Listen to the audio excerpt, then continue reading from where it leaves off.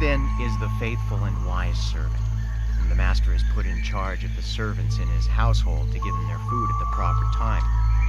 It will be good for that servant whose master finds him doing so when he returns. I tell you the truth, he will put him in charge of all his possessions. But suppose that servant is wicked and says to himself, "My master is staying away a long time."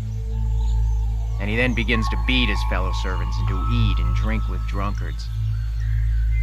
The master of that servant will come on a day when he does not expect him and at an hour he is not aware of. He will cut him to pieces and assign him a place with the hypocrites where there will be weeping and gnashing of teeth.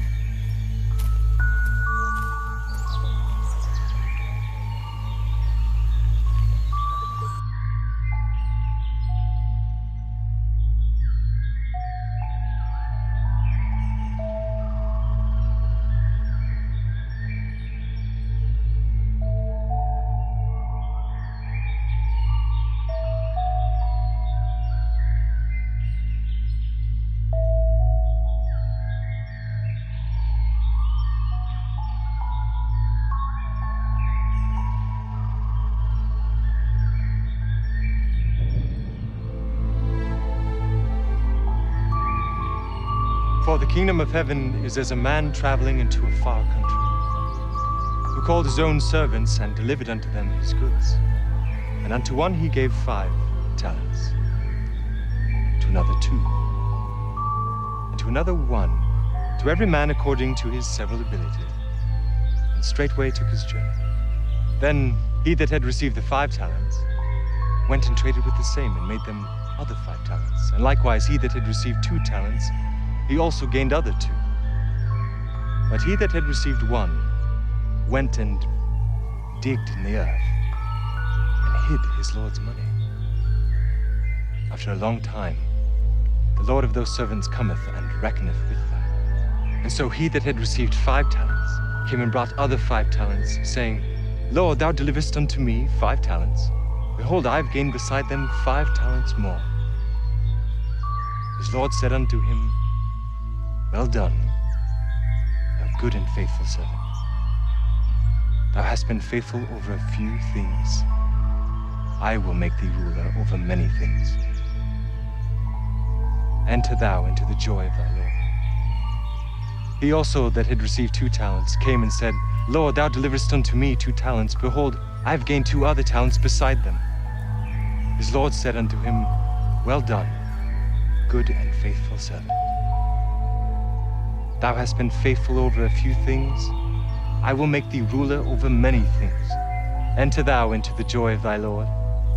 Then he which had received the 1 talent came and said, Lord, I knew thee that thou art an hard man, reaping where thou hast not sown, and gathering where thou hast not strawed.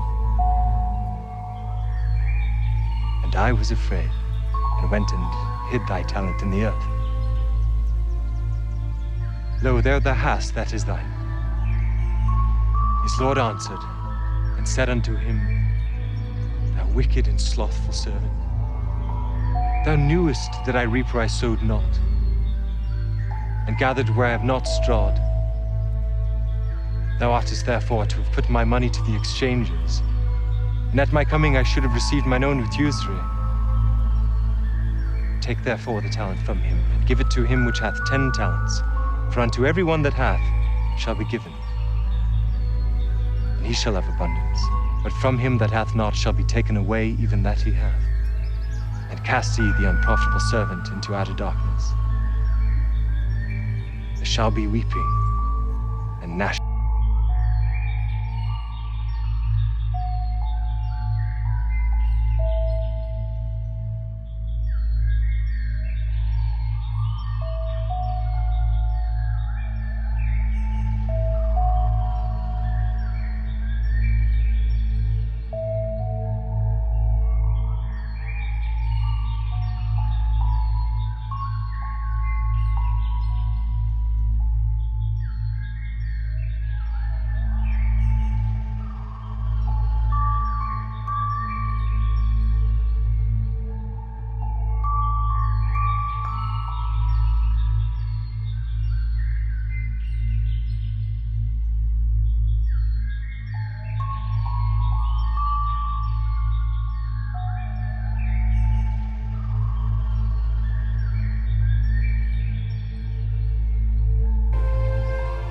"The kingdom of heaven," said Jesus, "is like treasure hidden in a field."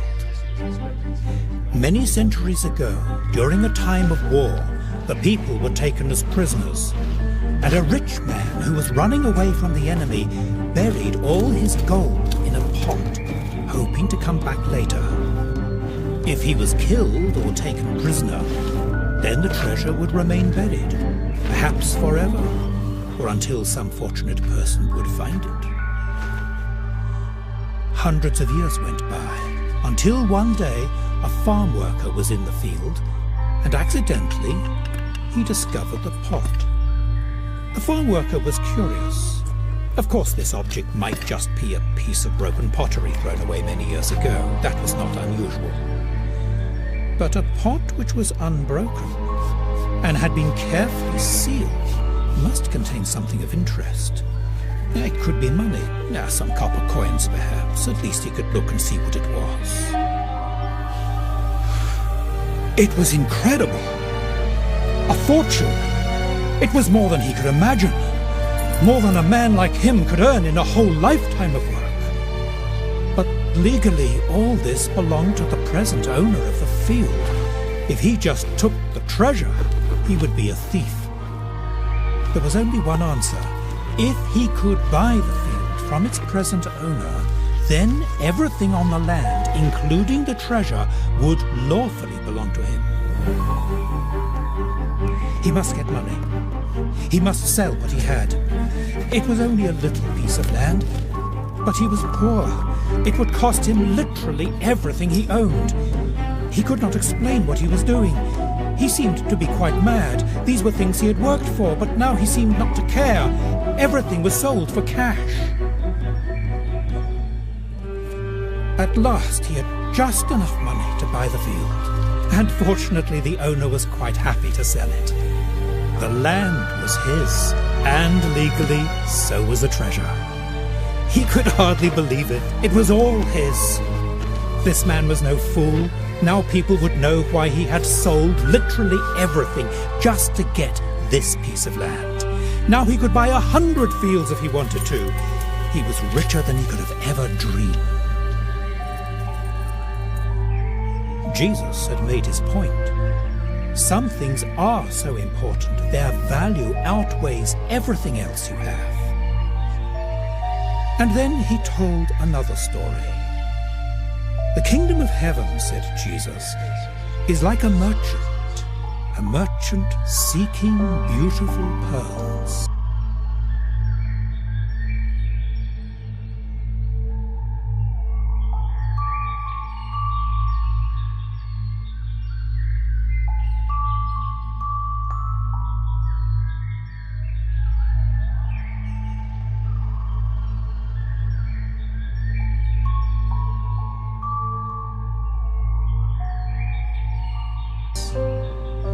More than silver, more than gold, pearls were costly. Only the richest of the rich could afford the best, the finest pearls. Julius Caesar gave the mother of Brutus a pearl worth 6 million sesterces. Cleopatra possessed pearls worth 10 million sesterces. That was 6,000 years' wages for a working man. The merchant looking for beautiful pearls might go to many cities, and he always had a network of contacts looking for the best.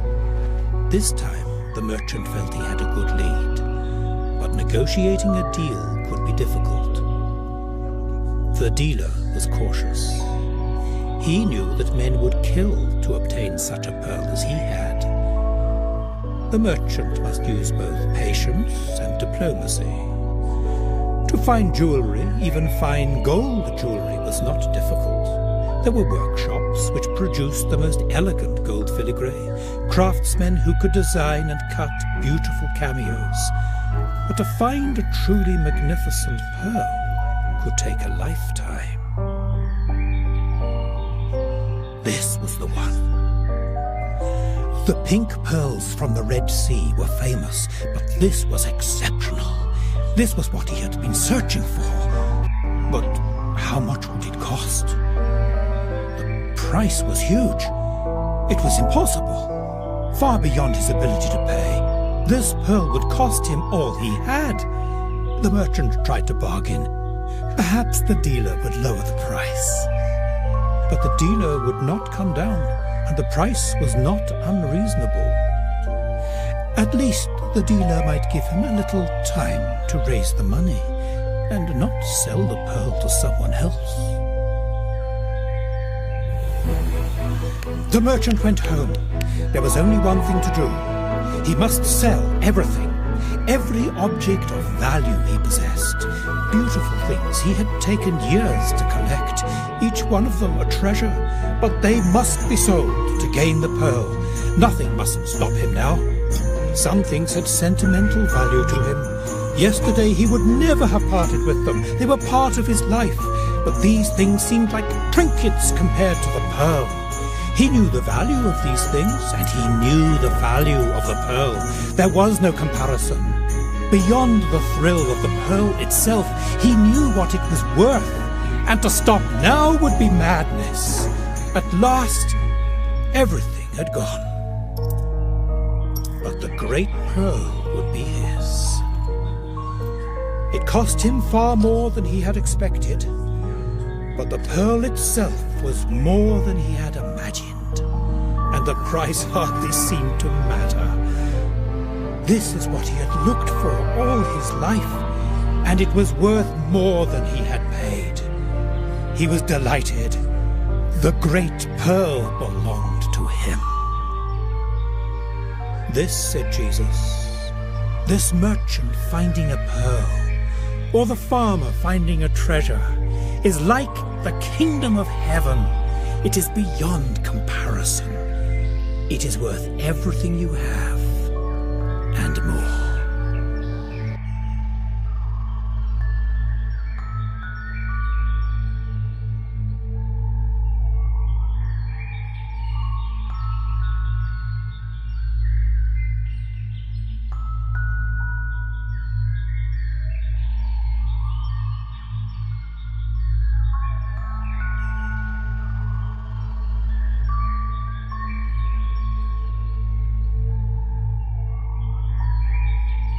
Once again, the kingdom of heaven is like a net that was let down into the lake and caught all kinds of fish. When it was full, the fishermen pulled it up on the shore, and they sat down and collected the good fish in baskets, but threw the bad away. This is how it will be at the end of the age. The angels will come and separate the wicked from the righteous, and throw them into the fiery furnace where there will be weeping and gnashing of teeth. Have you understood all these things? Jesus asked. Yes. They replied.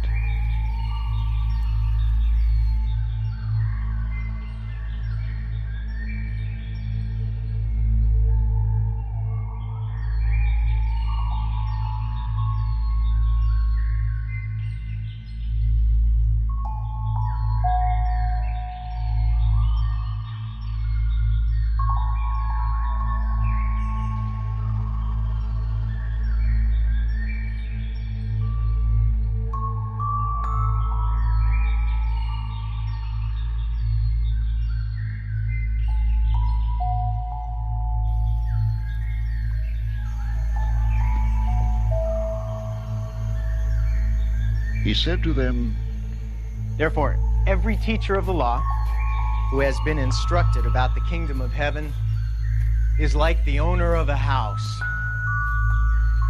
who brings out of his storeroom new treasures as well as old. When Jesus had finished these parables, he moved on from there.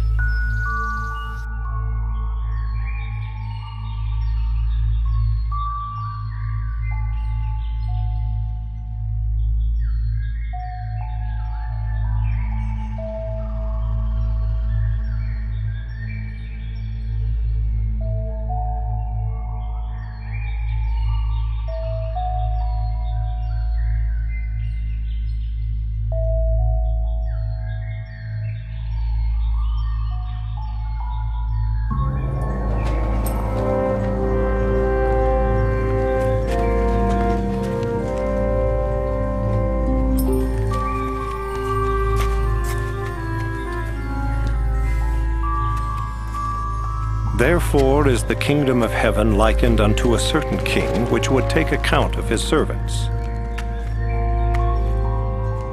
Peter, son of Zebedon, of thee is owed 100 pence.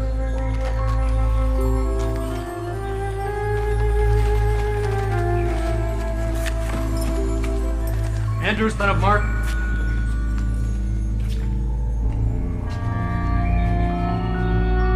thee is owed 1 talent.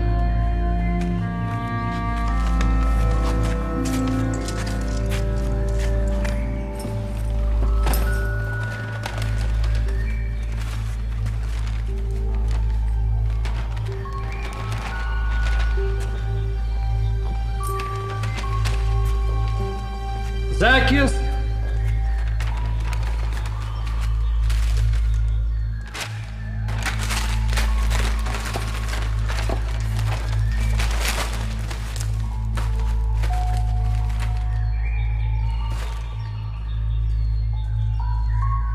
Zacchaeus.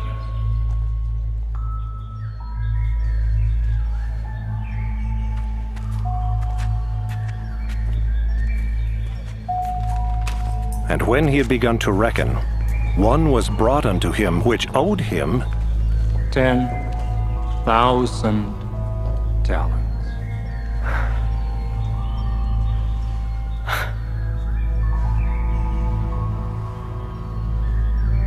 I have not with which to pay. Then he shall be sold.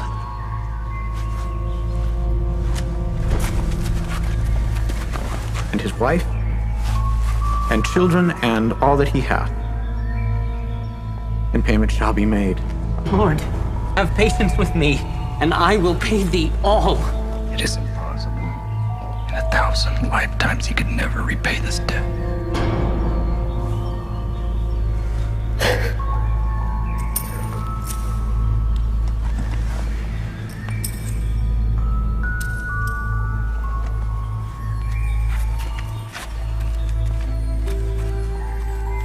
Zacchaeus.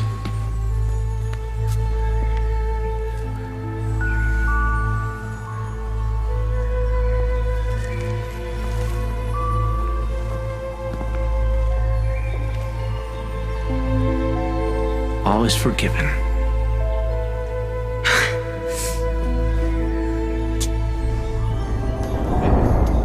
Let me see him. But the same servant went out and found one of his fellow servants, which owed him 100 pence.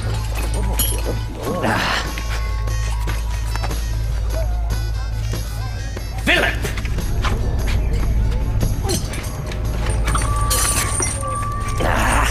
Pay me that thou owest! My lord, have patience with me, and I will pay thee all.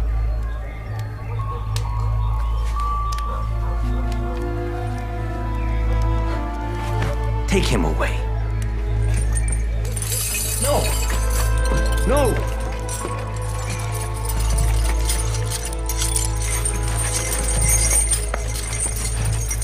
Have pity on me!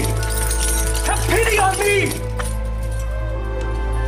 So when his fellow servants saw what was done, they were very sorry, and came and told unto their lord all that was done.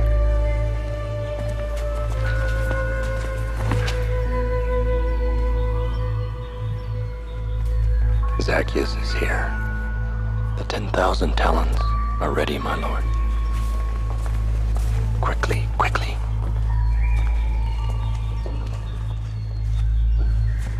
Good.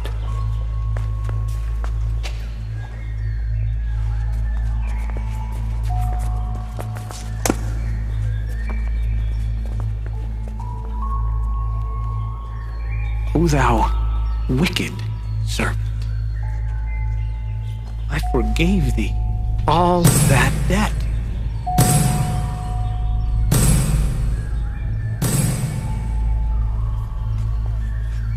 Because thou desirest me.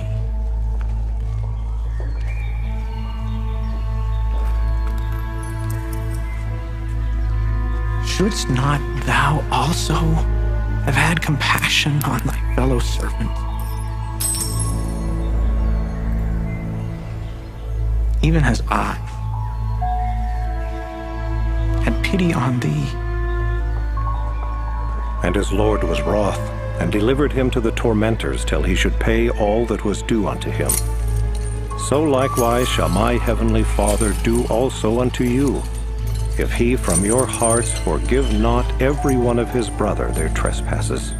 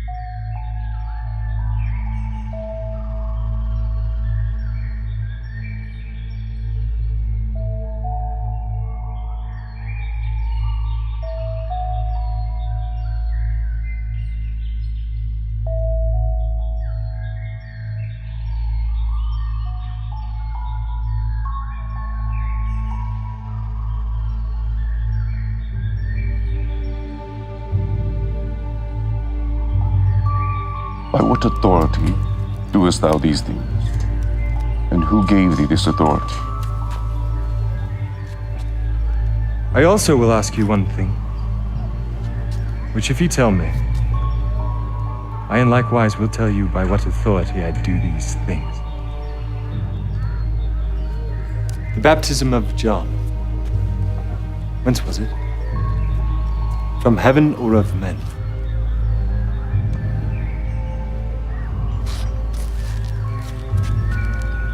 If we shall say from heaven, he will say unto us, why did ye not then believe him? But if we shall say of men, we fear the people, for all hold John as a prophet. We cannot tell. Neither tell I you by what authority I do these things.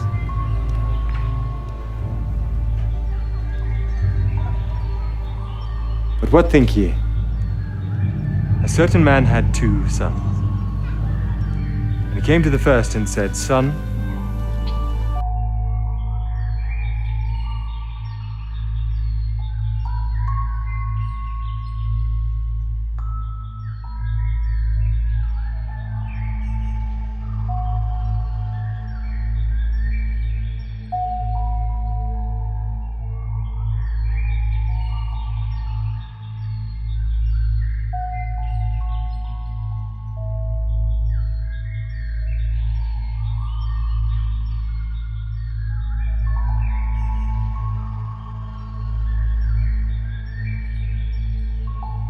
go work today in my vineyard. He answered and said, I will not. But afterward he repented and went. And he came to the second and said likewise, and he answered and said, I go, sir, and went not. Whether of them twain did the will of his father? The first.